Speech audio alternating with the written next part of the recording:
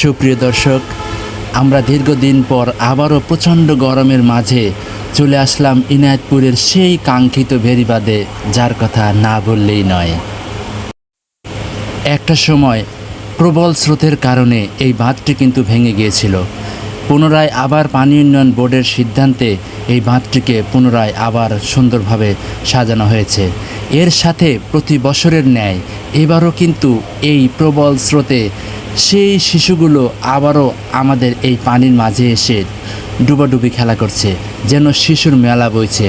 যদিও আমি ভিডিওতে এটা দেখাতে পারছি না, তো এরপরেও আপনারা যদি দেখার ইচ্ছা থাকে তাহলে অবশ্যই আপনারা এই বাঁধে একবার আসবেন এবং এই শিশুর মেলা দেখতে পারবেন।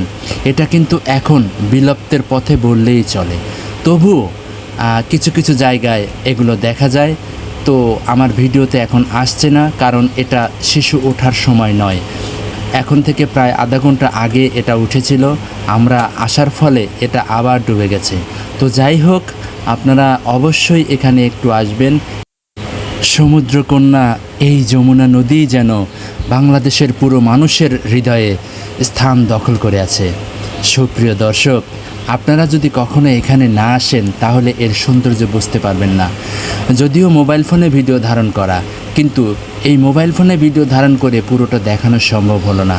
তাই আপনাদের যদি কখনো কারো ইচ্ছা জাগে, আপনারা অবশ্যই একবার হলেও আমাদের এই যমুনা নদীটা দেখে যাবেন, এর সৌন্দর্য উপভোগ করবেন।